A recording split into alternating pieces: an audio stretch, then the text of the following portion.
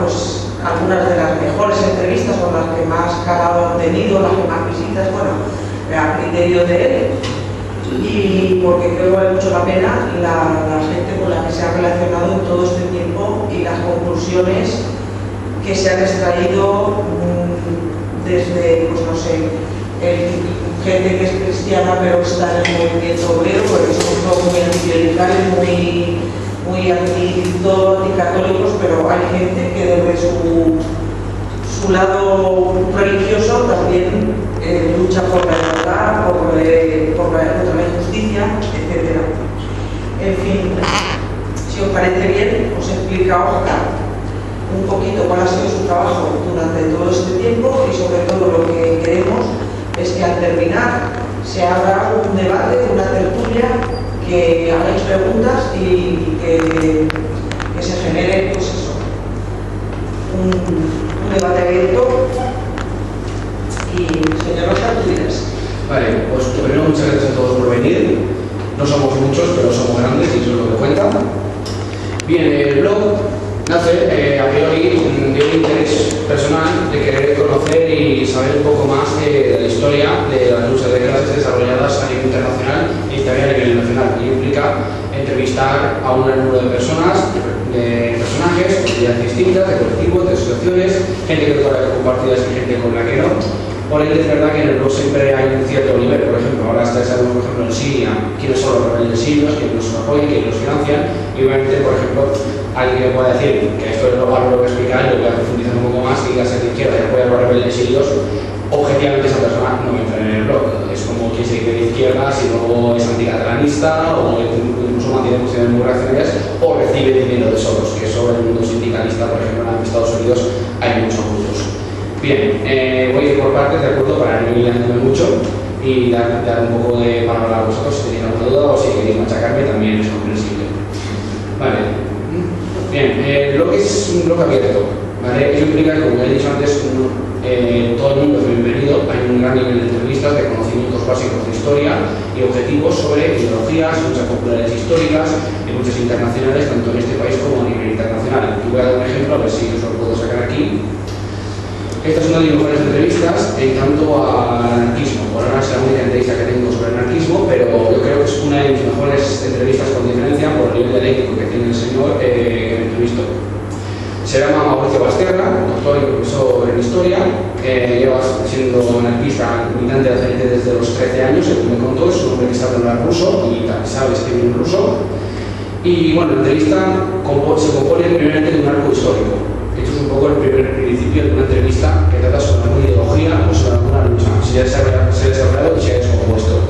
Explicar de dónde viene, quién lo fundamenta, quién le da base y cómo se va profundizando. Y a lo largo del desarrollo de esta ideología, cómo se aplica a la práctica. Aquí hablaríamos de sindicatos o partidos políticos. Bien, no sé que no se habla mucho por desgracia, pero voy a intentar que lo podáis deducir por vosotros mismos. La primera pregunta, por ejemplo, es ¿qué es el anarquismo y cuáles son los principios en los que se fundamenta? Esta pregunta viene muy bien porque hay mucha gente, porque el público también debe ser un público vulgarmente, vamos a llamarlo así, cuñado. Mucha gente que quiere conocer, que quiere aprender, que quiere estudiar, no sabe por dónde cogerlo. Y un libro le cuesta mucho. Y esto es verdad. La sociedad capitalista nos vuelve muy individualistas y nos vuelve muy pesados ante las cuestiones intelectuales, incluso a las básicas. Yo, por ejemplo, tengo un libro de Kropotkin, no es un libro que La conquista del pan, no es un libro que me convenzca mucho, pero es un libro sencillo de unas 300 páginas o por el estilo, ¿no?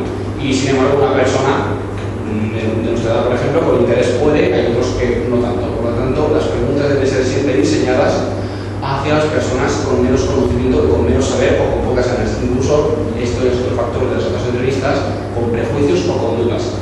Que aquí hay un factor propagandístico por una parte de la derecha neoliberal, como siempre van a lanzar las basuras contra los países que se rebelan contra el imperialismo, o los sindicalistas, o las feministas, las mujeres revolucionarias. Y luego estaría la propaganda, por una parte, que ahora lo explicaré un poco mejor, de la izquierda posmoderna. Una izquierda que, aunque habla de ser de izquierdas, luego comete unos errores, no son errores, objetivamente están ahí por lo que quieren, por lo que intentan ser, la izquierda del neocolonialismo, del neoliberalismo occidental. Y, perdón, disculpad. Y es un factor también importante su papel propagandístico en lo que respecta a medios de comunicación, a nivel intelectual. ¿De acuerdo? Basterra, como digo, un marco histórico muy sencillo, en el cual vamos poco a poco profundizando sobre esto del anarquismo, como las imágenes han caído, perdonadme, sobre el anarquismo, por ejemplo, en sus primeras organizaciones europeas, en la JAI, con los marxistas, porque se diferencian los comunistas de los anarquistas. Es una entrevista que os digo que tengo diferencias muy grandes, pero una de mis mejores entrevistas, porque expone dialécticamente lo que fue las diferencias sin buscar prejuicios de uno hacia el otro bando, sin explicarlo cómo es, y ya está. Es una de mis mejores entrevistas y la verdad que la recomiendo bastante porque no todo el mundo tiene la misma argumentación que tiene Basterra, ¿vale? Y eso que es anarquista y a mi opinión y ser, no tengo tantas cosas en común con ellos. Perdón, con ellos. Bien, pasando del arco histórico, por ejemplo, que aquí hablamos por ejemplo, de los sindicatos anarquistas, como por ejemplo del IUW de Estados Unidos. Vamos poco a poco, bases del anarquismo, bases, es el arco histórico constante, pero preguntar por personajes e ideas, ¿vale? Se tiene que siempre ir a lo más básico, a lo de Wikipedia, pero lo está respondiendo a alguien que sabe. Por lo tanto, la persona que lee la entrevista ya está mucho más capacitada y entiende un poco mejor el tema. ¿Vale? Por ejemplo, esta es una pregunta muy interesante que es, además de los padres del anarquismo, ¿habían también mujeres en el anarquismo de los pasados siglos en los que dieron fuerza? Y aquí está, por ejemplo, perdón si no pronuncio bien el nombre, Marie Chance. Aquí otro, por ejemplo, Teresa Camón, que creo que sí, es española, es una de las organizaciones de las mujeres libres. Estas son las que enriqueció el anarquismo en España, por ejemplo, ¿no? Luego hablaremos de otras cosas como la teología de la elección, el marxismo-leninismo, pero eso es otra cosa, ¿no? Aquí me estoy centrando en una sola entrevista. Bien, pues bueno, en lo que respecta a lo consiguiente, además de las diferencias históricas, por ejemplo, ya hemos tratado un tema, por ejemplo, España, ¿vale? Hablando del anarquismo en España, también hay una pregunta que, bueno, se hunde mucho, vosotros os sonará la masonería. ¿Alguien de aquí sabe qué es la masonería? Levantad la mano si queréis o algo. Bien, pues los anarquistas, la masonería se ha demonizado mucho, por ejemplo, y mucha gente ya ve la masonería, por ejemplo, en este país, como es España, como algo horrible, algo monstruoso, o algo que se junta a las ideas izquierdas, peronistas y cosas así. Bien, pues la masonería es todo lo contrario, eso ha sido una secta a nivel intelectual muy profunda, incluso en sus mejores momentos de desarrollo cultural, intelectual, ha sido perseguida por pesar diferentes. Es muy parecido, por ejemplo, el tema de las herejías en España con los cátaros, que no eran herejes ni brujas, eran cristianos fuera de las sociedades patriarcales y lugares que estaban dando en la nueva iglesia y los mataron por eso. ¿Vale? Así como otro lado que hace otro mucho, ¿de acuerdo? Bien. Ahora voy a pasar a una entrevista, ¿vale? Hablando un poco del tema de la comanda de la izquierda. Voy a dar unas pequeñas instrucciones, unos pequeños ejemplos de lo que suele pasar. Perdóname que me están enviando WhatsApp y hay gente que quiere entrar.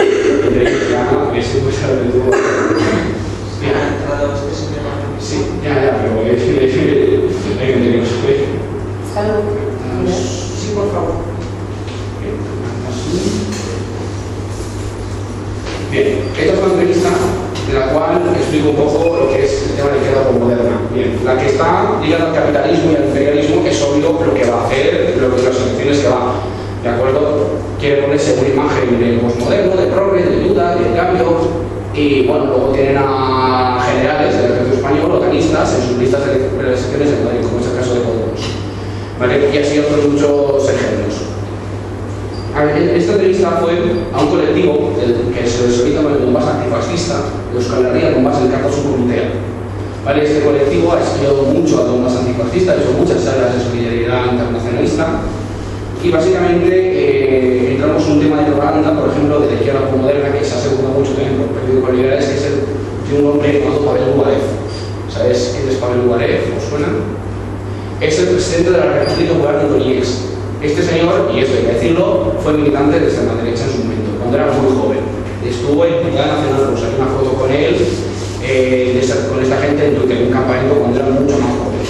Esta persona cambió políticamente, influyeron las ideas soviéticas, influyeron las ideas del patrimonio cultural eslavo, y se pasó un partido, que es el Partido Socialista Ucraniano Progresista, que era un partido de izquierdas que nació en el 1998.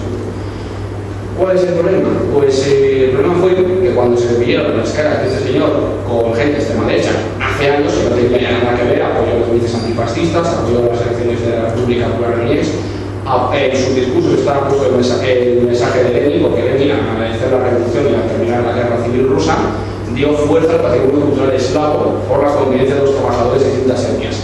Había el derecho a la autodeterminación, pero había otros derechos y tal, como el tema de comer, tener una casa y tal. Que eso se fue complicando con las hambrunas que los coljoses, ahora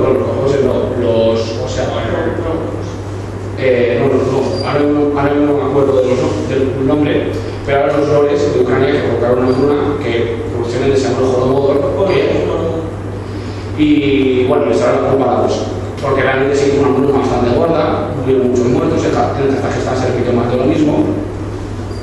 Y bueno, en el propio, para no irme mucho el tema, Pavel Guarev es una persona, ¿vale?, que es actualmente presidente de la República Popular de Donetsk, que es uno de los que patrocinó Nueva Rusia, que tiene la bandera de Nueva Rusia, que representa la Unión de las Repúblicas Populares del Este de Ucrania contra el fascismo de Poroshenko, que es actualmente el presidente de Ucrania.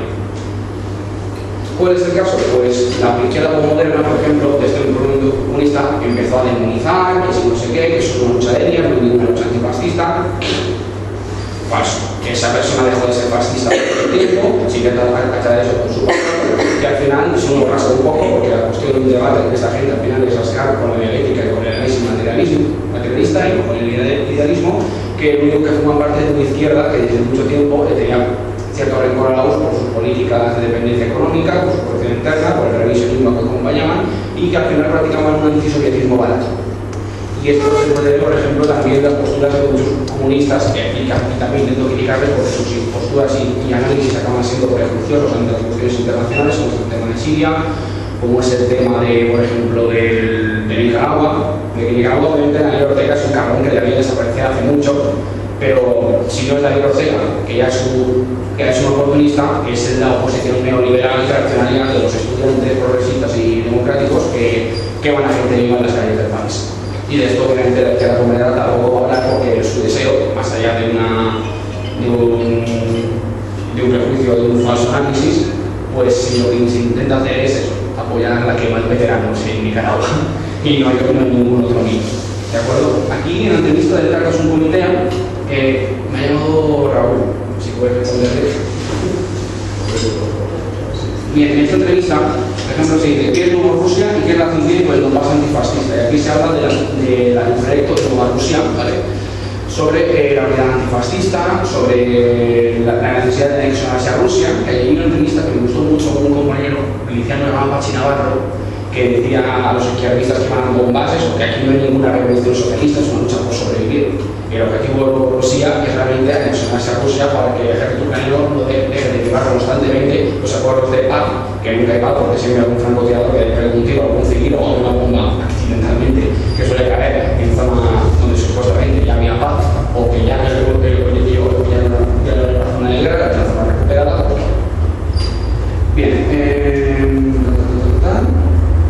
Bien, aquí por ejemplo yo tengo una pregunta de la cual yo hago mucho énfasis. Por ejemplo, hay fascistas de las organizaciones antifascistas de Ucrania como UMAS, donde también, por ejemplo, hay una brigada que era la brigada Koshich, que es una brigada de nazis rusos. Es verdad, era un grupo de nazis rusos que fueron allí a defender el patrimonio cultural de la madre Rusia y no sé qué.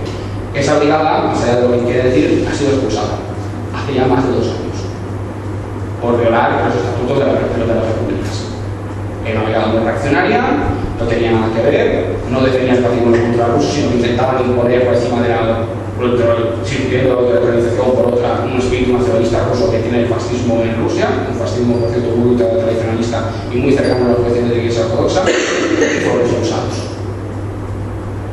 Y esto, obviamente, una parte queda por moderna, que fue una parte también del propio crisis del movimiento comunista, como ya he dicho, en el siglo pasado, que los nacionalistas que condenaron que la Unión Soviética a apoyarse a la República Democrática de Afganistán por el socialimperialismo soviético, pero claro, a esta gente dijo que los talibanes entendiesen que había patrimonio contra de un país o su propio desarrollo.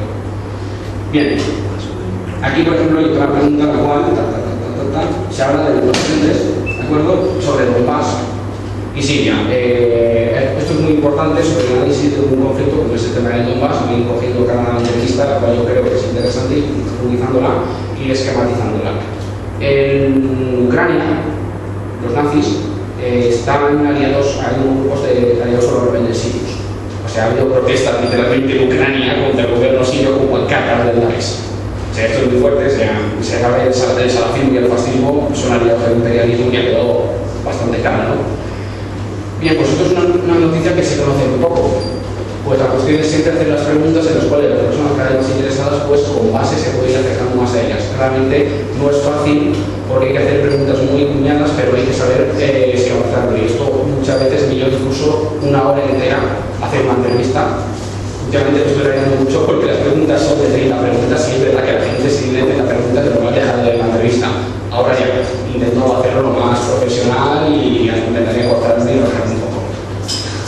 Voy a pasar una entrevista ahora que me gusta mucho de un tema que voy a intentar explicarlo así resumidamente, pero si me voy un poco según un poco la mía, podéis cortarme si queréis, ponerme bolitas de papel. Bien. Bueno, yo mientras busco la entrevista, al hilo de lo que ha dicho por Ucrania, yo soy parte interesada, mis hijos son medio ucranianos, medio españoles, y precisamente la familia de la que proceden es de la parte oeste, o sea, la parte nacionalista que está contra en Donbass o en Lugansk, que se tomen determinaciones, que son prorrusos, que son nada, nunca se habían llevado mal, nunca, convivían perfectamente y Rusia ellos pedían que eran una nación hermana y ahora es como si les nombraran el demonio, no quieren saber nada de Rusia, de esa parte de Donetsk, Lugansk, los consideran traidores, los consideran, no hablan ni de antifascismo ni nada, eso no se considera que están dominados bajo una ideología nacionalista además de en plan limpieza étnica incluso, porque diferencia mucho, es que no, porque estos no son eslavos, nosotros sí que somos los auténticos eslavos, cosas así extrañísimas que aquí, porque hemos sido una península o lo que sea, que nos hemos mezclado continuamente con gente de todo tipo, no sé, que este es más morenito, aquella es más ruita, no sé, allí eso lo llevan a rajatabla, o sea, es una cosa increíble de entender esos perjuicios que tienen incluso han habido ahora últimamente ataques en mercadillos donde normalmente los comerciantes son gente que procedían de otras repúblicas, pues tipo Georgia, pues bueno, como aquí los que suelen hacer mercado, no lo digo de manera definitiva, son los gitanos, por lo que sea, lo más normal, pues una xenofobia, un racismo, cosa que antes no existía ni había lugar, o sea, cada uno, pues bueno, se va a poner a su sitio y tal, pero es una cosa increíble. Hay unos niveles de pobreza extremos, no podéis darle una idea. En un hospital tú puedes estar 3 días sentadito en una cama y no decirte a nadie, oiga, necesita usted un vaso de agua, solamente eso, porque se supone que la sanidad es pública, pero si no llevas un dinerito delante, no te dicen ni siquiera a desayunar usted y te mandan a tu casa. Bueno, si hay algo que la entrevista, bien, sí, una cosa también lo que ha dicho ya sobre el tema de Ucrania. Lo mismo que entrevistar a gente que está luchando actualmente ahí. Hay una entrevista a un hombre, que voy a decir su nombre original por cuestiones obvias, pero el apodo que está en la entrevista se llama Dima. ¿No lo sabes? Sí, Dima. Y este compañero que está luchando ahí actualmente en Donbass, precisamente le pregunté sobre el tema de los nazis que se habían pasado a Rusia. Y lo que había ocurrido, porque parece ser, era una oleada de conservadores que sí que es verdad que se atacaba el patrimonio cultural ruso. Por ejemplo, los nacional-bolcheviques, que es una mezcla rarísima de fascismo con bolchevismo, que al final es más fascismo que bolchevismo que otra cosa. Esta gente, pues siendo una mayoría en Rusia, es verdad que los nabos son parte del campo soviético. Así que es comprensible que una cierta minoría de esta gente esté ahí. Incluso hay una delegada, os digo ya, minoritariísima, pero incluso que respeta bastante más los estatutos de Rusia. No es fácil gobernar por ellos, según los comunistas ucranianos, pero son los Setkis, que son literalmente la brigada monárquica de Serbia que luchó contra la dominación otomana, que posteriormente fue anticomunista, contra los partisanos de Josip Tito, los partidos yugoslavos, el Partido Trabajo del Valle de Berjoxa y compañía. Y esta gente, una paja mental y unos disfraces que parece sacado de la guerra de las galaxias, se han ido a luchar por Rusia, por defender el patrimonio cultural del antiguo imperio ruso, si lo veis están ahí, no es ningún mito, pero es verdad también que son 4 datos y que la política no tiene nada que ver. Y dentro de la baja mental de la izquierda postmoderna se intenta sacar de nazis a todo básicamente que era así o pro-Putin, un simpatizante del partido de Putin, un socialdemócrata, un partido socialdemócrata, o un zarista que no va de coña. Actualmente en Rusia hay una marcha patriótica que es una marcha de fascistas y de monárquicos zaristas. Y esta gente, hay una minoría que está dentro de Rusia, se puede vender más de las zaristas el día de los días de Rusia y de los cuales, igual que el 1 de mayo, el día de la victoria, que es muy curioso, esto había que explicarse a la izquierda como moderna, ¿no? O sea, son tan fascistas en Rusia que celebran el día de la victoria. O sea, qué cosas, ¿no? Vaya. Y eso obviamente esta gente no lo va a decidir por cuestiones no de análisis, sino de intención de hacer daño, ¿vale? Que al final es a lo que vamos. Y ahora aquí una entrevista que hice hace mucho tiempo ya, pero es un tema que a mí me apasiona, pero los que más me conozcáis lo sabréis, sobre los cristianos en el movimiento obrero, ¿vale? Y aquí hablaremos de la teología de la liberación, una forma de ver el cristianismo de una forma teológica con ciertas bases materialistas y socialistas que nacen en América Latina, gracias al Concilio Vaticano II, que abre puertas en el Vaticano y la gente en la Iglesia ya se va alejando del oscurantismo, del ultrapatriarcalismo, de la sumisión, del poder, de las jerarquías y de las autoridades vigentes de los países imperios sumidos por el imperialismo en América Latina. Y le doy dando una pequeña base. Aquí, por ejemplo, hay una cruz que me gusta mucho, que se la puede ver bien, es uno de los símbolos de la teología de la relación de América Latina. ¿Vale? No sé cuántas veces lo habrán usado, pero en esto también hay una cruz, que es la cruz obrera de Bolivia, hecha por Luis Espinal, que es un jesuita español, de Cataluña, que se fue de cineasta a América Latina, porque aquí en España quiso dar en su momento una actriz a alguien de izquierdas, que exiliado, y le dijeron que no. Le dijeron que no se podía, le cortaron y se piró a Bolivia, donde la situación no era mejor que en España, porque Bolivia era una dictadura, igual que Nicaragua, Chile con el Pinochet, y era en Argentina y tal, pero podía hacer más cosas, ¿no? Podía hacer más cosas hasta que lo odiaron. Por precisamente llamar a las revueltas, apoyar a los pueblos indígenas, estar con los sindicalistas, así un largo de hacer. Bien, pues aquí, por ejemplo, en esta entrevista hablamos de las bases de la teología de la liberación, quienes lo apuntan, que mayoritariamente son hombres, aunque actualmente hay teólogas feministas muy bien organizadas y preparadas en muchos frentes. Hay que tener en cuenta que como es la iglesia donde vive toda esta gente, pues vienen, queramos que no, mayoritariamente son hombres. Camilo Torres, ¿cómo se llama? El padre Mújica, de El Salvador, Pichín Visiller, de Argentina. Bien, vale, que esto es uno de los fundadores, que se llaman, perdona que casi no me nombre, Gustavo Gutiérrez, o por ejemplo Paulo Ferreira. En la metodología para hacer la entrevista es siempre lo mismo, que es la teología que se basa cómo se harían los teólogos, porque hay una mitología dentro de las jerarquías eclesiásticas más allá sobre el anticomunismo, como por ejemplo la triple A. ¿Sabéis qué es la triple A? La triple A es la triple alianza argentina, ¿vale? Que es anticomunista, que son los que pagaron millones para matar al padre Mújica en su casa, en su momento. Era el fascismo puro y duro en Argentina, era lo más reaccionario y era una mafia lo que lo organizaba. Creo que el tío que lo lleva ya falleció hace tiempo, pero por ejemplo, por culpa de esta persona, profesores como Rubén Dri, un teólogo de la liberación de Argentina, con muchos libros muy interesantes, con un buen contenido, tanto histórico como materialista, sobre distintas formas de ver la teología, creo que tuvo que ver Argentina. ¿Vale? Porque en Argentina, por ejemplo, te cogían, te subían un avión y te tiraban. ¿Vale? Y eso es lo que se hacía en las democracias del neoliberalismo asimilado por Estados Unidos. Bien, pues aquí, por ejemplo, vamos a incluir varios ejemplos de España. En España, el movimiento obrero cristiano, vamos a decirlo así, que este tema os digo, me encanta, como otras muchas cosas, pero esto principalmente es algo que me emociona. No se dio a conocer un movimiento obrero cristiano fuerte, porque realmente aquí el tema del cristianismo, como ya se ha dicho mucho y ha dicho la compañera, una parte de la iglesia siempre ha estado de poder, siempre, y las cosas como son. Aquí los momentos de los curas han estado por el progreso y contra el fascismo, han sido muy puntuales y, ojo, se nombran porque los hay. Es decir, poca broma con esto, había muchos curas guerrilleros en Galicia que eran antifranquistas y que ayudaron a los maquis. En el País Vasco pasó igual, desde el Reyes de Levante tuvieron varios ejemplos. Y posteriormente, con la casi muerte de Franco, estuvo la OA, el Mando de Acción Católica, que es de este se habla del libro de los curas comunistas, que es una forma de hablar, que si a alguien se le cerebro no hay ningún solo cura comunista ni se acerca, ¿verdad? O, mejor dicho, la JOC, la Juventud Obrera Cristiana, que también tuvo un papel importante en su momento, aunque luego se fue alejando de la política. ¿Vale? La JOC antes mudaba, vamos a decirlo así. También se dio que en este país se fusiló muchos curas vascos. De esto os digo que también es interesante. En el tema de la represión franquista hay cosas que secundan más el tema de la represión franquista por el tema de la represión de la fuerza que ejerció el Estado franquista contra eso, por ejemplo, contra las mujeres, cuando eran republicanas, cuando eran directoras de colegio, cuando eran profesoras, cuando eran intelectuales o cuando eran secretarias de organización de alguna zona, de la juventud socialificada, se les sacaba mucho únicamente por represión de ideas, un tema de genes, y que explicar el gen rojo, que se conocía, sino también la mujer debe estar sumisa al marido, a las tareas de la casa y tal cual.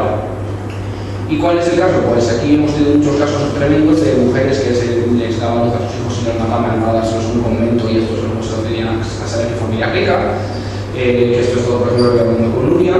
Hemos también hablado, por ejemplo, del tema de las organizaciones políticas, la libertad sindical, que no había ninguna, ¿vale? Los juicios sumarios fueron constantes, la abolición de las lenguas de nuestra península ibérica, como el vasco, el gallego, el valenciano, el catalán y compañía. Hubo un caso incluso que se arrestó un chaval con una camisa roja que no tenía ni pies ni cabeza, pero pasó, salió hace poco. Y bueno, el tema de los curas fusilados eran mayoritariamente curas vascos. No eran revolucionarios, era el PNV, y el PNV era un partido casi endicista, a cosas como son, aliado con el Imperio Británico, ¿de acuerdo? Pero que esos curas los mataron por las misas en euskera y la Revolución de la República está ahí. Fueron 15 curas en total y los mataron en el mismo pueblo. Y otros directamente los encerraron y no se habló de más de ellos, que es el caso, ¿vale? Por ejemplo, esto es uno de ellos, José de Arcimorio, Liu Braso, lo que se lo conocían como Aizoto, que creo que en castellano significará Aitor, por la forma de pronunciación, más que otra cosa. Allí hay una cárcel, ¿vale? Espero que lo diga bien. Esta es la cárcel concordatoria de Zamora. Esta cárcel se enteraba simple y llanamente y de forma muy aislada a la gente que era religiosa, católica en su mayoría, que apoyaba a la República o que participaba en los movimientos obreros, feministas, sindicalistas, largo etc. Y esta es una cárcel muy popular porque realmente, bueno, no es tan popular porque os digo, la derecha ha intentado, como la iglesia, tapar esto, ¿vale? Es decir, se ha hablado muchas veces de los curas fusilados en la zona republicana y hay que explicar una cosa siempre, que eso es una guerra y en una guerra con estas cosas. Fuera incluso del mundo republicano, que es un dato también objetivo. Y nadie os habla de esta cárcel, porque en esta cárcel se supone incluso que han habido torturas. No sé si viene algún día pasó por ahí, no lo creo, pero en esta cárcel se han cerrado gente y ha habido torturas y ha habido condiciones de presos bastante pobres, por lo que me han contado. Como han contado, por ejemplo, personas como Nori Pascual y Martí, que es un cura obrero independentista de aquí de Valencia, que yo tuve el honor de entrevistar, está aquí en también, y le pregunté sobre este tema. Y sí, es decir, a Nori lo tenía, por ejemplo, bastante fichado, y lo de Zamora es completamente, es totalmente corroborado por gente que ha pasado por ahí.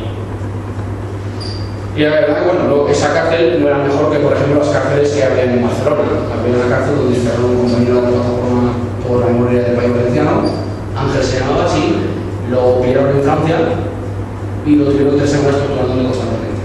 Aquí dio una charla donde explicó su experiencia, el salto de la rana, el azote del toro y en la laguna.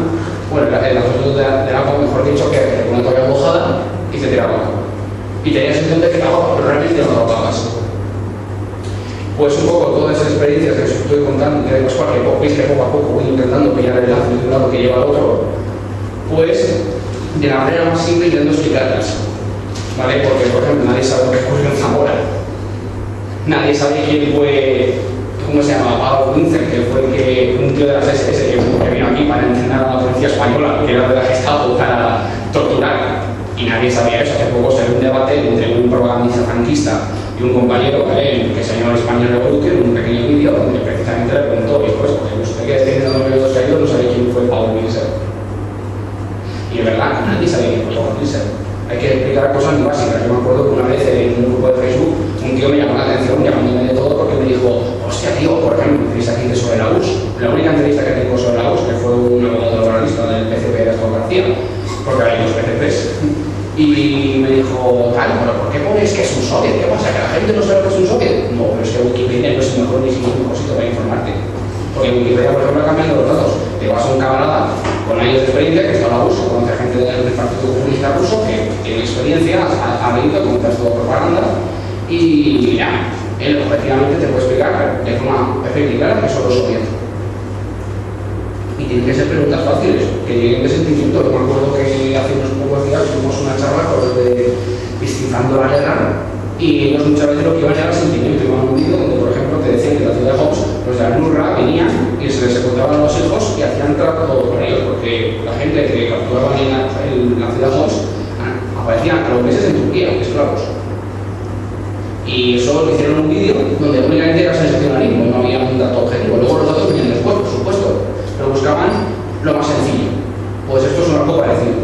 Poco a poco las preguntas se van profundizando, ideológicamente, y a veces incluso ni siquiera vamos a utilizar la gente de cuñada, porque yo, por ejemplo, todo esto que sé, algunos de aquí lo habréis sabido o directamente no. Pero, por ejemplo, hay gente aquí que veo que ya lo sabía, tal, y que luego se puede hacer un debate tranquilamente sobre este tema, incluso con metodología de cómo hacer otras entrevistas o formas de expresarlas en las preguntas, pero hay gente que no tiene ni puñetera idea. Y el objetivo también es un poco inundar en esto. De lo más claro, de lo más cuñado, de lo más simple, se tiene que sacar las mejores respuestas. Y muchas veces las preguntas son muchas porque la cantidad se encuentra también en la calidad. La entrevista que os enseñaba antes a Mauricio Basquerra, ¿vale? Que ahora lo voy a poner porque me parece increíble. Hay una parte en la cual hablamos de los magnovistas. Por ejemplo, esta pregunta, estamos sabiendo de la revolución soviética y todas sus contradicciones, todas sus resoluciones, como se llama magnitud de poder que tuvo después la URSS, por increíble aplicación de... Os puede parecer mejor para algunas cosas, si quieres, ¿verdad? Porque a mí y a por ejemplo, algunos de ellos conozco aquí que sí que sois anarquistas y conmigo vais a diferenciar en ello, pero incluso yo con mis diferencias, aquí hay una cosa que es muy interesante, que es esta. En esta entrevista hablo de la base del anarquismo, como he dicho ya antes, y pasó a la pre-experiencia, donde los anarquistas tuvieron un poder en su lucha, y otros como los rebeldes de la Patagonia, por ejemplo, que también eran anarquistas, o la Revolución Social Española de 1936 con la CNT FAI. Y luego está una que a mí personalmente me gusta mucho, que es esta. Esta lo conoceréis vulgarmente como el Ejército Negro Anarquista de Ucrania. Bien, os informo, por lo que dice este señor, que no es nada dogmático, es lo que os en la historia, desde los 30 y pico años de militancia, no se dice Ejército Negro Anarquista de Ucrania. No es así. En ruso ni siquiera se le parece. Es Ejército Insurreccionalista Majnovista. Majnovista es por el resto Majno, que es uno de los fundadores de este grupo guerrillero revolucionario. Podemos debatir mucho, porque yo tengo mis diferencias sobre este grupo, porque al final yo creo que participaban mucho más en el antisovietismo que luchar contra el fascismo o los poderes blancos fácticos que todavía quedaban en Ucrania. Incluso este grupo tuvieron enfrentamientos entre ellos y contra Tom Makarenko, un pedagogo ucraniano muy respetado por el Partido Comunista de la Unión Soviética, pero objetivamente da datos interesantes que, bueno, no estaría de acuerdo precisamente con todo lo que diga, porque posteriormente hay un debate, pero entre esto y lo que te pueda soltar un film de internet, casi que refiero que escuchéis a este señor, y de este grupo, por ejemplo, en particular me he puesto mucho intentar hacer una entrevista para profundizar más, porque no únicamente está el tema anarquista y el tema de las pequeñas repúblicas anarquistas, sino que además está la cuestión guerrillera. Mao Zedong, por ejemplo, además de ser uno de los grandes partícipes, a mi opinión, de la Revolución Socialista China, junto con Su Enlai, Wu Soqi, Lin Piang, hasta un cierto momento, Sun Yat-sen, la mujer de Sun Yat-sen, que ahora mismo no me acuerdo, incluso años a los rebeldes de Pekín, la rebelión de los boxers, que bueno, la rebelión de Pekín es un poco más potente, un poco más revolucionario, pero está ahí. Pues no únicamente tienen principios revolucionarios, como se diferenciar, sino es que además tienen principios de tácticas guerrilleras. Si uno se ha leído a su arte de la guerra, que es un libro muy interesante, incluso revolucionario, me atrevo a decir, las estrategias y tácticas que tiene Magno, y que tiene, por ejemplo, vamos en uno, la gente que ha salido del Partido Comunista de China, que algunos eran ya militares o policías, vamos en un debate de estrategia militar, los que les gusta el tema de ejércitos, no hablo de Call of Duty, hablo de verdad, hablo de sus planes de la guerra, hablo de las tácticas del Imperio Romano, vamos, podéis sacar ahí una nutrición excelentísima. ¿Vale? Porque, por ejemplo, en Siria han tenido otro caso que me gusta mucho, y es uno de los mayores respetos que yo tengo pasado a la sala, que es que como no tenían fuerzas suficientes para lograr abatir a la invasión turca, estadounidense, francesa, con los rebeldes sirios y tales, lo mejor que pueden hacer es crear carreteras. Legalizaron luego el Social Nacional sí, porque lo habían legalizado por cuestiones obvias, la verdad, que era un partido completamente insurreccionalista. Y de izquierda, esa opinión sí, pero paramilitarista en muchos sentidos. Y la cosa estuvo en que lo que hicieron fue dejar que los grupos políticos de Siria que apoyaban al Assad utilizasen sus propios brazos armados. Porque donde están los rebeldes sirios, los opositores moderados, son todos hermanos musulmanes. En los 80 en Ham hicieron una rebelión y lo primero que hicieron fue deponer cuentos. Lo primero, y esto lo se encontraba por internet y en el vídeo de Descifrando la Guerra que hicimos hace unos días que está supuesta en el canal de aquí la compañera. Lo primero que hicieron fue degollar gente. Y algunos otros los disparaban con francotiradores. Pues nada más llegar a la persona donde esto lo controlan, o incluso la oposición siria que odia al Assad, que odia un término corrupción, falso, intervención del socialismo, semi-autoritarismo, que habla de por parte de algunos funcionarios que es verdad, y cosas de la Constitución que no estaban bien porque directamente la Constitución habla del socialismo paternalista y luego se pasa totalmente al liberalismo, está en la Constitución. Y eso obviamente a muchos comunistas, por ejemplo, les hicieron el puñete de la gracia. ¿Y qué hicieron? Pues una de las prácticas más reformistas o incluso más valientes de las artes de hacer que el pueblo ya no se organizase. Hay milicias rusas, hay milicias del Social Nacional, hay milicias comunistas, hay una nación que se llama Resistencia Comunista, que ahora os lo voy a buscar porque es que es muy interesante donde viene esta guerrilla. Es una zona de Siria que está actualmente controlada por los turcos, pero que fue regalada por el Imperio francés. Y es una guerrilla que aunque digan, no, son turcos, no, son sirios. Esa zona está más ocupada, es como el salto del Golán. Está ocupado por el que reinar son sirios. Porque lo diga aún precisamente lo hace ayer fuerte. Y esto, por ejemplo, de venir hace con un compañero que se llama la guerra, que un poco tendrá una entrevista con ellos que prometerá bastante. No estoy siempre de acuerdo en la forma de analizar, pero es más respetable que lo de Manzoni Armani, que por cierto, Armani también es otra figura que era un poco moderna. Me fui a una charla con una compañera, que se aquí la camarada aquí presente, y la compañera comentó que en Siria lo que había era un gobierno neoliberal.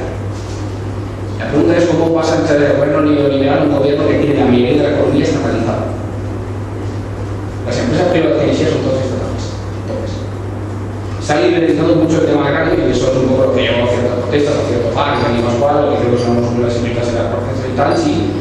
Pero Armani directamente soltó eso en su momento. Yo me quedé con una cara de ¿qué? Y además otra compañera, una otomana, ¿vale? No creo que tenga otra expresión, que estudió Siria desde Turquía, haciendo ese hecho, ya creo que ya sabemos todo cómo van los datos objetivos, y lo mismo, que sí es un país muy partidista, que Siria los niños se les arrancan los dedos si no caen en el himno nacional, y de joder, pues lo hicieron diferente a la guerra, hostia, si es un partido muy partidista, ole de la dictadura, porque es el primer sirio. Es el primer dictador que veo que permite a una oposición, como por ejemplo el Social Nacional, que haga una armada contra ellos y que les dejaba fuerte, les dejaba un mandado al Social Nacional. Y había muchísimos grupos comunistas en Siria, porque Siria ha sufrido la crisis del movimiento comunista por un montón de decisiones y grupos que también participaban en ese cierto paramilitarismo y se les dejaba cierta cobertura legal. Que luego eso se contradecía porque a muchos se les encerraba y después tal, sí, pero coño, vaya dictador que es que dejar como así partidos de oposición en el Parlamento. Donde incluso está Siria está en la CNL. Y esto, por ejemplo, no se va a contar ni los medios de información liberales ni la historia moderna. Y bueno, así de bien les van algunos querer analizar las cosas. Ahora voy a enseñaros una foto que es de este grupo, ¿vale? Que os digo, es uno, creo que hay una gran notición política. Comunista todavía tengo que... un segundo. Si quieres mirar tu decir algo. Bueno, pues...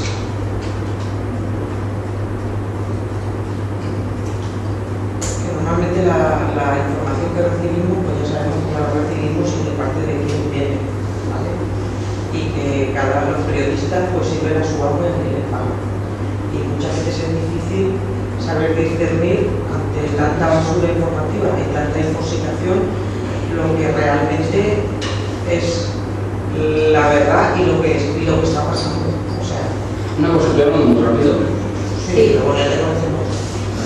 Sí. Bueno, para que os hagáis una idea, os voy a enseñar unas fotos en los grupos que os he nombrado antes. Esta es una entrevista que hice a Publicación González Blanca, creo que es periodista la compañera. Creo recordar, si me puedo equivocar en este dato, es del Movimiento Apoyo a Siria, es una de las fundadoras. Y este es el grupo que os estaba diciendo. Bueno, esto es el grupo, mejor dicho. No es muy grande, lo siento. Es el grupo de resistencia siria, que está en la zona turca, no, Siria, que me da por Turquía. Fue francesa y el imperio francés se lo dio al imperio otomano, se lo regaló. Y ahí hay muchos territorios sirios, hay incluso sirios, incluso comunistas que hablan de recuperar lo que fue el imperio sirio, antes de Cristo, una burrada, que ocupaba Palestina, Líbano, Irak, Irán, parte de Egipto y Turquía. Ojo, esto en mi opinión es una tontería porque ha pasado años, el fanatismo ha ayudado mucho en Siria y bueno, de una manera o de otra nos puede caer mejor que la política siria, pero vamos, es un poco exagerado recuperar de los años antiguos en el siglo tantos antes de Cristo, ¿sabes? Por ejemplo, ¿no? Bien, este es Kuzra. Bien, os voy a enseñar otra foto para que tengáis un poco claro los datos que estoy explicando. Cuando os he dicho que había peña de los rebeldes sirios y tal, que era gente de Al-Qaeda, también, por ejemplo, esto viene muy bien con los cascos blancos. Han habido vídeos de montajes que aparecieron, hicimos un vídeo, lo podéis ver con la plataforma anti-OTAN, sobre los cascos blancos haciendo un montaje de un ataque químico del ejército sirio. Es muy curioso que el ejército sirio, por ejemplo, o Al-Assad, como también están las químicas su protección civil, cuando es el Al-Assad quien pida o que lo investiguen. Lo que obviamente no encuentro ningún tipo de arsenal y la mayoría de veces se la propaganda. Bien, aquí veis una foto que es bastante más grande, os puede venir bien para entender esto. Miembro de los cascos blancos, Siria Disidente, colabora con la NURA, tortura y ejecuciones a dos soldados del ejército de Siria. ¿Vale? Estos son dos soldados del ejército de Siria, uno está bastante estimado, por eso es una de los crímenes de seguridad, porque en un principio tú no puedes ejecutar un prisionero, para que veas que bastante bien. Y aquí hay una foto donde este señor está con los dos blancos. ¿Vale? Es muy curioso porque esta gente es tan patética que después de un supuesto ataque químico luego se hacen series. Y la cara blanca después de todo de azul. Es muy patético, te lo juro. Yo entre esto y una serie de los Teletubbies que me quedé con los Teletubbies. Bien. Voy a pasar ahora a otra entrevista, la cual también suelo profundizar bastante. Es un tema que también me gusta profundizar bastante, que es el tema de la India. ¿Vale? También los que sois amigos aquí y tal, me conocéis, soy un denominador de los naxalitas. Es un tema muy complejo, porque los naxalitas no son la única fuerza progresista que hay en la India. Realmente hay partidos socialistas revolucionarios, son trotskistas, el bloque de la India, que son socialistas. Con el surgimiento de Nasrabani nace un montón de grupos comunistas maoístas, que algunos hacen muchas malas, otros directamente no, como la Estrella Roja, que por ejemplo sí que apoya recuperar el territorio del Imperio Sirio, bueno, ya sabéis, ¿no? Está en las naxalitas, el Partido Comunista de la India Maoísta, el PDGA, el Ejército Guerrillero de Defensa del Pueblo, que esto también apoya a Al-Assad. No vengo con unos ojos de que Al-Assad dejase un poco de lado a Irak, porque bueno, el Bashar que era una dictadura, como se ha dicho. Los kurdos y la hacen un golpe de estado contra ¿cómo se llama? El que Saddam Hussein era. El que mandaba en Irak. Sí, pues este señor intentaron hacer un golpe de estado a los kurdos, apoyados de la Unión. ¿Qué pasó? Que este señor se cargó a los que eran golpistas y a los que no eran golpistas. Y era un enemicista de mierda. Era un suní que mandaba sobre la mayoría chií. Y eso ha hecho que muchos chiíes se pasasen al Damas, gracias al dinero que daba Estados Unidos. Bien, pues. Bien. Y el Betty Maoísta, por ejemplo, ellos han dicho que no les parece bien que el MAS de Siria haya dejado comer el MAS de Irak como si una dictadura, pero que apoyan su gobierno porque dicen que es eso de muerte, ¿no? No, Óscar, pero yo tengo una curiosidad. Nos estás comentando de muchísimos sitios donde hay de una manera u otra algún conflicto armado. Sí. ¿Qué entrevistas has hecho a gente de aquí? ¿Cómo se apoyan esos conflictos? ¿Cómo se descifran esas guerras, esas guerrillas desde aquí? Bueno, pues desde aquí es bastante más complicado. De normal siempre es bueno tener a alguien de aquí para entrevistar y sacar respuestas, eso es cierto. Aquí tenemos un sirio, Firas al-Senari, que si me interesase creo que os pegaría bastante mejor porque es médico y es sirio y ha estado en el país varias veces y Colombia a veces va en verano, si no creo que ir a Damasco. Y aquí, por ejemplo, no es difícil conseguir información. La entrevista esta que os voy a enseñar es a... Mira, no es la que buscaba, pero sirve. Esta es una entrevista a José Luis Fornero, que vive en Rumanía, un historiador. Es administrador del blog Vallecano en Rumanía y cuestionando todo. Y también un miembro de una red de blog que se llama RBC, Red Blog Comunista. Bien, pues aquí este señor, con unos datos muy objetivos, y la verdad es que contestando bastante bien la propaganda, no comparto todo el análisis o visión que tiene sobre lo que es la lucha de unas élites actualmente en la India, teniendo en cuenta la situación del país, pero busca información, por ejemplo, de personas como Alberto Cruz, que hizo un libro en su momento que yo creo que es muy interesante, se voy a leer una tarde, que se llama La violencia política de la India más allá del mito de Gandhi. Es un libro donde desmonta mucho el gandilismo, la izquierda demócrata en la India, que hay muchos partidos comunistas que dicen ser comunistas, pero como dijo Lenin, un partido no se define por los estatutos, sino por lo que hace. Pues claramente se puede aplicar a cualquier partido, ¿no? Y los partidos comunistas en la India son muchos demócratas. O sea, están muy dentro de los estatutos y ellos reconocen muchas veces el secretario general del Partido Comunista Marxista, por ejemplo, lo ha dicho, que ellos saben que dentro de las leyes del la República Federal India no pueden hacer gran cosa, pero luego la práctica no hace nada para seguirse más allá de la legalidad. A veces tienes que mojarte. Yo muchas veces, por ejemplo, doy el caso de que nosotros tenemos mucha teoría, pero al final vas a tener que correr detrás delante de la policía. ¿Por qué? Porque es un hecho objetivo. Y como tú vas a querer hacer unas conquistas que ellos no quieren, pues bien, mandan a alguien a detenerte. Bien, pues aquí, por ejemplo, damos una necesidad de datos, por ejemplo, y hablamos de por qué los musulmanes, si los ayuda así, apoyan los naxaletas. Aquí hay un error, por ejemplo, en esta pregunta, que la religión musulmana de la India es muy grande. Y hay gente muy reaccionaria y gente muy progresista también. Las sociedades progresistas en la India que nacieron después de la rebelión de los cipayos, en 1997, que yo escribí un artículo sobre eso, la mayoría de las sociedades progresistas eran religiosos, musulmanes y hindúes, y tenían unos cristianos que venían de fuera. Bien, pues actualmente la India no capta el futuro de este país, aún siendo un espectador de la teología revolucionaria, de Hezbollah, de la teología de la revolución económica y tal, el futuro de la India es un más allá. Alguna cuestión de ajuste religioso es una cuestión de sobrevivencia. No van a poder progresar si siguen teniendo una religión, o si los religiosos no han cierto paso esperando, porque incluso el DJP, que es el partido que gobierna en la India, que es un partido de corte neoliberal, pero desgraciadamente fascista, tiene proyectos sionistas para darle la fuerza al nacionalismo hindú, incluso en el territorio, en los territorios de la India, que son mayoría musulmana, no porque sean musulmanes, que hay facciones musulmanes y ya está, y tienen fuerza, pues en la India es una cosa que prácticamente los quitan. Así, porque son los musulmanes porque yo soy musulmana, que es una tontería, no vas a poder cumplir. Que fue tan estúpido como la independencia de Pakistán, que no fue independencia, fue todo barato desde el Imperio Británico y de la Liga Musulmana. No cabe ningún otro. Bien, pues en esta entrevista, por ejemplo, también hablamos mucho del tema de que, bueno, yo incluso en muchos artículos critico mucho que la guerrilla naxalita, que son algo que intentan tratar sobre este tema, tiene un problema serio, que es que mucha gente que ve a la guerrilla naxalita como algo súper revolucionario, que lo es, ha roto muchísimas utopías. Yo pensaba que un grupo casi tuviese el 8% que quedó bajo su control, es más se va a quedar la guerrilla. Pero es que no son la única fuerza en la India, y son muy dogmáticos, eso es verdad, que tienen sus estatutos, incluso me acuerdo que entrevistando un camarada puso ahí, que no vamos a colaborar con revisionistas, y yo, entonces, ¿qué vas a hacer? Si son revisionistas de los que tú hablas son la única fuerza que realmente se puede dar. Porque la India, si llegue con una de fascismo, va a estallar una guerra civil. Estoy completamente convencido. Ya han tenido 3 guerras en Cachemira, 3. Y el fascismo cada vez coge más fuerza.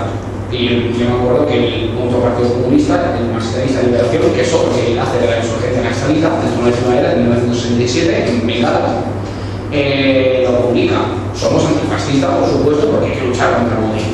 Pero a mí no me vengas diciendo que puede haber Congreso Nacional Indio. En el Congreso Nacional Indio tiene gente tan perfecta como Indira Gandhi. Indira Gandhi, más allá de ser la joya de la India, que no lo es, que la joya de la burguesía india, esta mujer hizo un grupo de los trabajadores de ferroviario. Esto está en un libro que por eso me queda yo, el Javier Moro, el rojo. Javier Moro, que no es ni comunista ni nada, es un historiador neutral, que incluso él mismo pone fotos de él viajando a la India para encontrar información de la familia Gandhi, de su gobierno, en su cárcel y del Congreso Nacional Indio. Lo querían mandar a la cárcel en la India, lo querían mandar a un tribunal. Porque no lanzó mierda con Indira Gandhi, es que puso una mierda con Indira Gandhi. Y la gente, fanatistas del Congreso Nacional Indio, que lo habéis encontrado por internet, que lo está en la APT quemando su libro y pidiendo que lo mandara a esa juicio. Y que, oye, que progresista, ¿no? Y que antifascista, que son estos congresistas que incluso son, os digo, ¿no? Son anticomunistas. El nacionalismo neoruniano, que era socialista, mentira, se fue al final con el nacionalismo anticomunista para luchar contra China. y acoger a tibetanos reaccionarios y globales. En la guerra huyó al Tíbet porque no lo acogió, por ejemplo. Y ahora, bueno, esta situación es un poco complicada porque es una guerrilla muy reducida, mucha fuerza ideológica, mucho poderío militar, pero de no avanzar al final retrocede.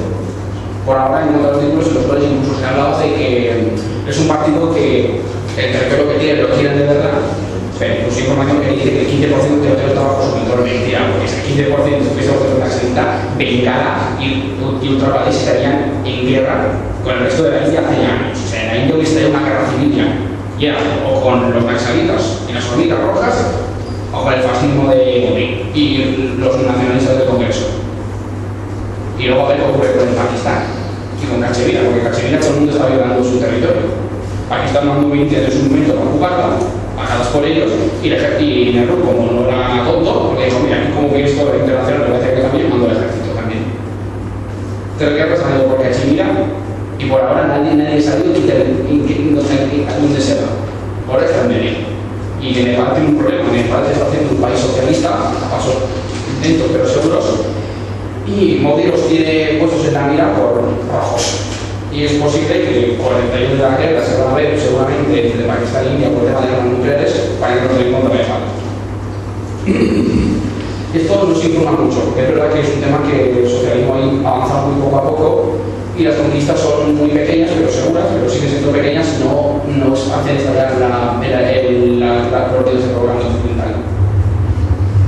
Pero solo cuestión del tiempo, es solo cuestión del tiempo, porque algo va a pasar en ese país y no va a ser algo bueno.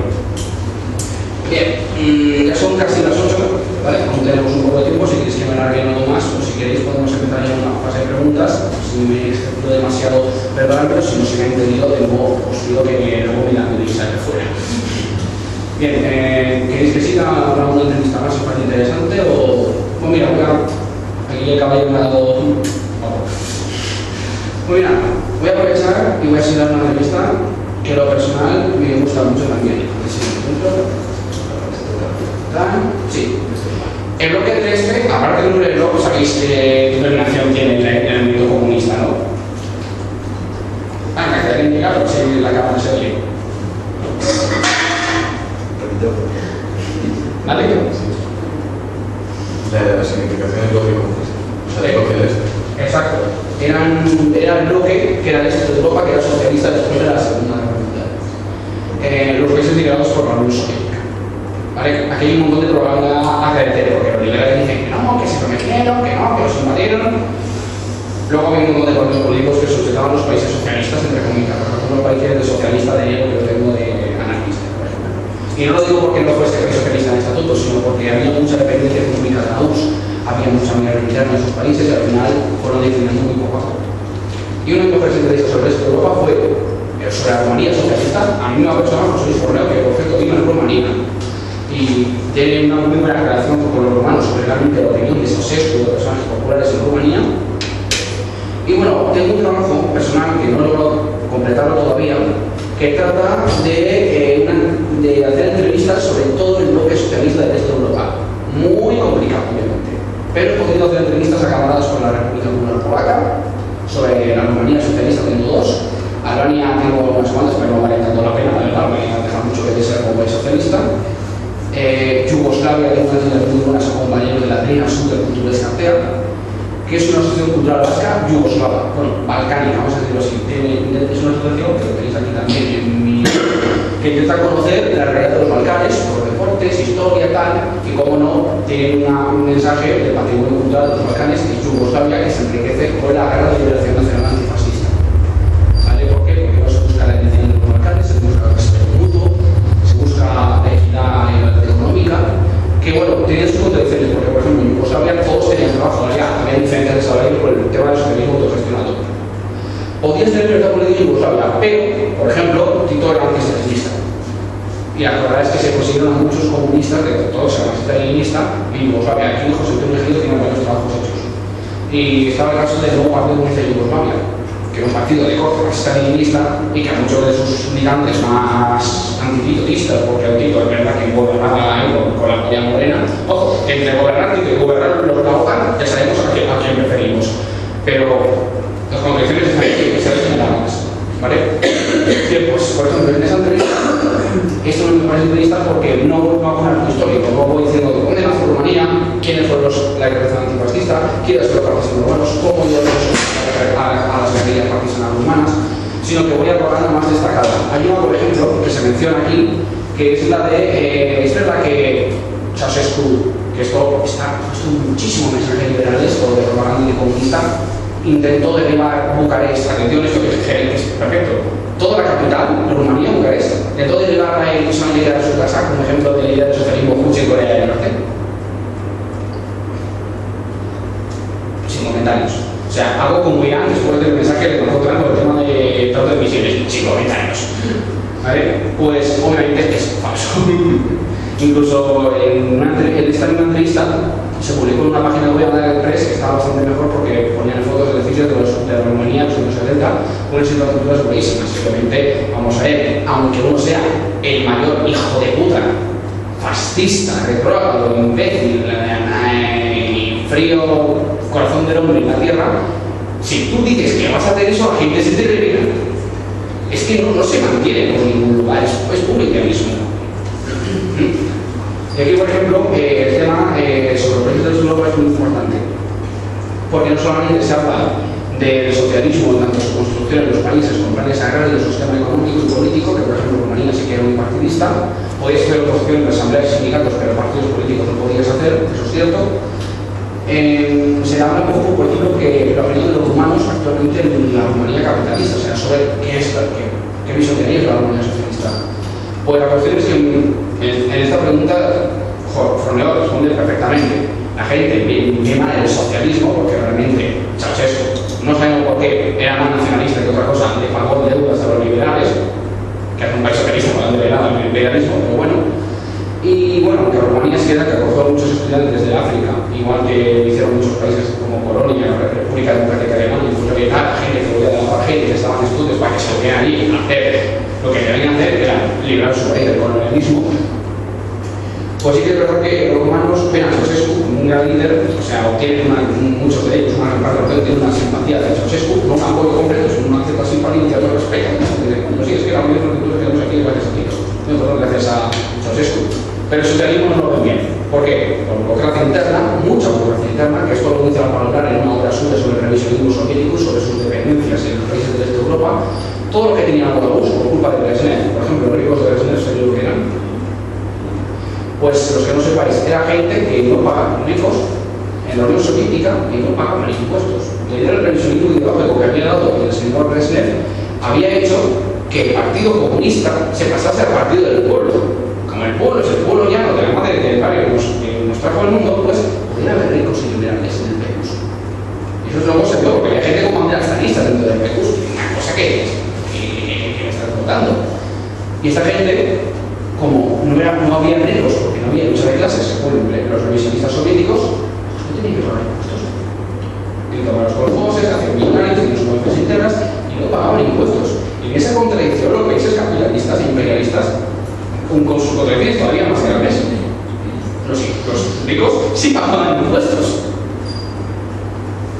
Y claro, este problema tan grave en el PECUS fue afectándole a todos los países del este de Europa.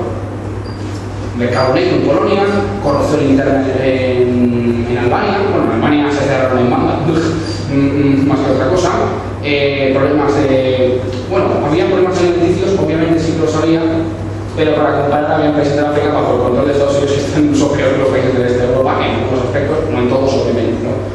Aquí había un montón de mentiras y de propaganda que algunas cosas sí que son ciertas, pero son solo de propaganda. Aquí el truco de la derecha, usar dos objetivos para enfocar el odio, profundizar el odio, y otra cosa, por ejemplo, es dar un objetivo y explicar qué pasó realmente ahí.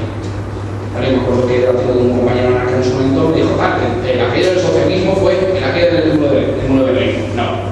No había un máximo mínimo ahí porque todo lo que se ve de la Unión Soviética, la guerra, Segunda Guerra Mundial y compañía, todo, ideas, trabajo, estrategias del partido, formas de desarrollo de la economía, la planificación de esta, se había revisionado completamente, era todo dependiente de la Unión Soviética. Y eso obviamente no es internacional y proletario. Tampoco bajarían la tesis del socialimperialismo que bajan algunos manuales marxistas o maoístas, Pero sí que, ¿por qué? Porque, como he dicho antes, Afganistán tuvo un golpe de todos los talibanes, tuvieron una guerra. Dices, vale, pero mucho que Rusia una puta mierda interna corrupta, que no era muy corrupta la Rusia al final. Y tal, vamos a ver, es que está todo la eternidad de Afganistán. Las mujeres antes eran de la República Democrática de Afganistán y ahora van todas con el pelo. Van todas con el pelo. Unos países del Oriente Medio que fue clave en el progreso, el desarrollo del socialismo y de los derechos humanos, es ahora unido a talibanes. Y algunos subnormales de la izquierda, salidos de las ideas execrables de la acción cultural, con sus cosas así, pero al fin y al cabo execrables, o de las tesis del socialismo, de Enver Hoxha, pues dijeron que no había que apoyar a Afganistán porque estaba secundada por el socialismo soviético. Y dices, vale, y los afganos que están matando, ¿qué? Es igual que Rusia en tema de Siria. Y aquí de nuevo la izquierda moderna, pero todavía desde el movimiento comunista. Porque que objetivamente alguien te diga que en la democracia de Siria había cosas a cuestionar, claro, pero decir que Siria es un país unipartidista y que está manejado por el imperialismo ruso cuando Putin ofrece ni facturas constitucionales ni económicas que endeudan al país, sabiendo incluso que los sirios están haciendo vivas a la intervención del ejército ruso, dices, no me jodas, porque bendito sea el imperialismo ruso, porque lo están mirando todas las bases americanas y están repartiendo alimentos y están viendo las representantes y recursos del país. Incluso China está mandando kilos de arroz de manera totalmente gratuita. Claramente esto es un interés estratégico de Rusia, por ejemplo. Chile sería más complejo, pero coño, como que por ejemplo en el momento del golpismo en Venezuela el año pasado Putin le mandara kilos o toneladas de arroz a Maduro, dices, es que es una ayuda. Vale, es una intención, es un soborno, podemos decir lo que sea, pero esto viene bien a Venezuela, porque es un país donde todavía hay pobres, aun con toda la victoria del bolivariana, están ahí. ¿Vale? Y ahora, terminando un poco el tema de Europa, que me desvío, lo siento, yo creo que muchas intereses que podéis encontrar, por ejemplo, aquí hay una foto que me gusta mucho, que es, se lo podéis ver, bien, es una asamblea popular antifascista que hizo de la Rumanía, por ejemplo, cuando en temas de cooperativas de agrupación agropecuaria, porque el país había quedado por la guerra, necesitaban ganas. Y los proyectos de partidos antifascistas que habían luchado con el Partido Comunista, pues dieron a conocer unas ideas de comunas, unas ideas de colectivización, con el ayuda de la URSS pagando ciertas deudas, que es verdad, porque el tema de la guerra le costó muy caro a la URSS, en vidas humanas y materiales. Y eso, bueno, cada país se gestionó como pudo, con sus problemas y sus fallas y sus cosas buenas, ¿verdad? Porque al fin y al cabo es una cuestión internacionalista, hoy por ti, mañana por mí. Bien, aquí hay aquí se puede ver, por ejemplo, la Asamblea Popular Rumana, que como he dicho, Rumania es una versión bipartidista. El tema de democracia es una cosa que luego podemos debatir sobre si realmente el partido único es lo que necesita el pueblo o tiene que haber varios, porque incluso en países socialistas como en Corea, que dicen que es un bipartidista, otra vez mentira, cuatro partidos políticos en Corea del Norte, el Partido del Trabajo, que es el Partido Comunista, los chondoístas, que son religiosos, una religión un poco rara, pero bueno, de todo ahí, la bella del Señor. Está el Partido Socialdemócrata y luego están los independientes. Igual que en Siria está el BAS, los dos partidos comunistas y unificado, el Social Nacional, los nacionalistas, los basistas y los socialdemócratas, y luego grupos independientes, y soy nacionalistas rusos. Bien, ahora, quedando un poco con el fase que he intentado hacer, intentando un resumen de los países del resto de Europa y luego me he ido a donde quiero perdonadme. Vamos a, si queréis, hablar una fase de preguntas. Si alguien quiere hacer alguna pregunta o quiere hacer un debate. Vale, pues antes de nada, recuerdo el nombre del blog, se llama El Bloque del Este, del compañero Oscar Díaz. Empezamos con la ronda de preguntas y ya escribillando bien. Y luego perdonar si algo demasiado rápido o medido, porque son muchas cosas y tengo que hacer una entrevista y en cada tema pues ir profundizando. Bueno, llegué un poco tarde, pero me he fijado que habéis profundizado bastante en el tema de dónde proviene la información, y es un apunte que quería hacer que me parece muy interesante, a pesar de, por así decirlo, las diferencias de opinión que tenían Albert Einstein y Marx.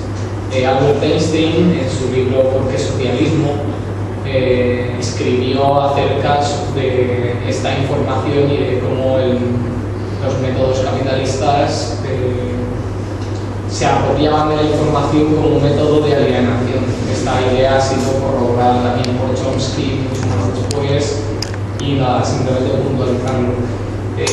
Por otra parte, quería preguntarte realmente tu opinión sobre la Rusia actual, porque sí que has dicho cosas realmente que sí son antiimperialistas, pero por otra parte, lo que si se analiza desde un punto de vista más a gran escala, en realidad Rusia lo que está defendiendo es su propio imperialismo. Si nos fijamos en Venezuela, Venezuela es un país con mucho petróleo, Siria es un país por el que tiene que pasar un oleoducto de camino a Europa para poder llevar el petróleo, además de tener petróleo, y es el único país evidentemente que tiene socializado el petróleo. Entonces, ¿hasta qué punto Rusia está siendo antiimperialista o está siendo imperialista? Porque claro, el imperialismo yanqui es algo que tenemos muy metido en la cabeza, pero hoy día Rusia ya no es una nación comunista ni socialista, si quiere. Entonces, ¿hasta qué punto piensas que es antiimperialismo o es imperialismo como tal? Bien, pues voy a profundizar incluso más. Rusia, en el tema del socialismo, aunque para mí fue socialista, incluso con el 21 se pegó, entonces diversó muchísimo lo que era el socialismo, que como te he dicho, los colhoses eran, bueno, esto no sé si lo he comentado, lo comento ahora, los colhoses eran los campesinos, eran las cooperativas campesinas de la Unión Soviética, y en la Unión Soviética llegaban medallas por trabajo, y eso durante el periodo de Brezhnev y tal se fue perdiendo. Poco a poco, no precisamente con Brezhnev, pero cualquier sistema ya se fue todo gratis. Rusia tenía muchos defectos incluso antes de la caída del socialismo. ¿Vale? El socialismo bujarinista que hemos todo a partir de la. Bien, ¿hasta qué punto yo considero que es antiimperialista o imperialista? Cada cual tiene una visión incluso diferente. Si podemos hacer un debate incluso sobre lo que realmente ocurre actualmente, porque por ejemplo, en todo el Rusia está muy hecho mierda. Desde todas las partes, es decir, desde los comunistas hasta los anarquistas, hay gente con posiciones muy antiimperialistas muy honestas, pero por ejemplo, en el comunismo hay muchísimo patriarcal, por ejemplo, y en el anarquismo, por ejemplo, hay gente que, por prejuicios y por errores, podemos decir incluso errores, buenas o malas decisiones, podemos verlas, pero al final, tal vez un poco desgastadas la necesidad, la realidad es de los anarquistas o los comunistas, por ejemplo, ¿no? Muchos anarquistas por ese mal momento de entendimiento entre las dos partes, no es entre los anarquistas o entre los comunistas, cada cual puede cogerlo de la mano. Yo mismo puedo cuestionar muchas cosas de esta vida, aún defendiéndola, ¿no? Los anarquistas en Ucrania, por ejemplo, tiene el caso de que muchos apoyaron el Maidán, el golpe de estado de Poroshenko. Uno decir, coño, estos anarquistas ¿qué hacen? Primero, no son anarquistas, no tienen nada que ver. ¿De acuerdo? Y Rusia, y esto, por ejemplo, digamos, a la misma política de todo el mundo. Los comunistas tienen que ser comunistas y luego por el político que no dejan de hacer, son todos hombres. ¿Y qué le pasa a Rusia actualmente con este tema? Pues que también le pasa lo mismo. La política que ha aplicado en Siria es antiimperialista, como he dicho antes, ofrece una factura económica precisamente gratuita o casi gratuita y no interviene como es imperialista precisamente porque ha sido el gobierno sirio quien le ha pedido que intervenga, no ha habido la ley internacional. Y aquí también la cuestión. Ahora ya, ¿podemos ver algo dentro de Rusia positivo en el tema antiimperialista? Claro, como he dicho antes, ofrece muchas facturas constitucionales económicas, pero eso no implica el gobierno que tiene. Y eso obviamente se asedia, por ejemplo, trasladamos al tema de Rusia. Si nos damos únicamente el tema de Siria, Putin y la madre que parió para allá, como tú has dicho, no es un país socialista. Mientras Rusia, a mi opinión, se está ejerciendo como país antiimperialista en ese sentido, como he dicho, no ofreciendo una factura económica oficialmente grande, incluso perdonando deudas. O sea, Putin le perdonó una deuda a Cuba de no sé cuántos millones de dólares, y en ese sentido es antiimperialista y da gracias. Ahora ya, coger a esos bonitos, porque la URSS, antes incluso del capitalismo, ya dejaba mucho que desear en muchas materias. No digo que no sea ahora para no del progresivo, porque realmente no lo es. Putin ha eliminado mucha pobreza, ha incluso evitado una segunda guerra en Chechenia, y muchos chechenos realmente se lo agradecen. Pero es un líder burgués, al fin y al cabo, con unas contradicciones internas, que esas contradicciones favorecen mucho. Y esto incluso el trabajo político de Siria lo publico yo hace poco, es decir, en mi Facebook hablé de antes, que luego os enseño una foto, que es un grupo que en estatutos es extrema derecha. Es un partido que dice que no hay sindicalismo, que no debe haber sindicalismo, que habla de la unidad de la cooperativa de las clases, que esto suena a José Antonio Primo de Rivera, que decía para atrás. Es una... es un discurso, o sea, no se puede negar. El saludo que tiene es muy parecido al de Franje, ¿vale? Aunque no es un saludo realmente fascioso, es un saludo más triangular que otra cosa, pero se parece bastante, incluso recibe ayuda de Italia fascista y la gran contra el colonialismo francés y los otomanos. Bueno, los otomanos no, perdón, que ya se habían desintegrado, eran contra los franceses. Pero este partido en práctica tiene otra cosa muy distinta. Es un partido que se ha ido por los comunistas, nunca ha sido antifascista. Como sus bases era el nacionalismo pansirio, ha habido gente incluso que ha militado ese partido siendo de izquierdas y ha influenciado ideas de izquierdas que esta gente incluso han hecho manifestaciones con los comunistas juntos. Y la resistencia de Homs, la ciudad de Homs, que se recuperaba el ejército sirio, fue recuperada gracias a milicianos del Sociedad Nacional con un brazo militar, que era las islas de la Tempestad y Hezbollah. Esa ciudad estaba bajo la protección de estos dos grupos con cobertura del ejército sirio. Y las contradicciones siempre son buenas, al fin y al cabo, para el interés de la clase trabajadora. Y mira, y en Rusia se aplican esas contradicciones con potencia capitalista que podía rozar el imperialismo, porque realmente sí que puede rozar el imperialismo, pero mientras no ofrezca una factura, para mí seguirá siendo un país antiimperialista. En caso de que algún día llegue, yo siempre digo lo mismo, no nos hagamos pajas mentales, porque Trump dijo con su mensaje de vamos a evitar más guerras en el mundo. Sigo bombardeando Siria, apoya a Israel, apoya a los palestinos. Estados Unidos no es un país imperialista, es un imperialofascismo. ¿Vale? Rusia, por suerte, no puede tener la misma, no puede caer lo mismo, o si cae, tardaría años en hacerse. El imperialismo incluso muchas veces se rodea la propia Rusia. Pero ya te digo, estas contradicciones sirven y entre ellas sin Putin casi que prefiero a Putin. Yo, en complemento a lo que ha dicho Oscar, primera cosa, Rusia no es la URSS y Putin no está, está en el Kremlin, pero no de la manera que estuvieron sus antecesores, ni mucho menos. Pero sí que es cierto que Rusia es el único país que está respetando los tratados internacionales, ¿vale? Y ante la invasión de este país que es Siria, el único país, por los intereses que tenga, no lo sé, que ha respondido como toca ha sido Rusia, en lugar de lo que están haciendo otros, que es invadir o callar, o colaborar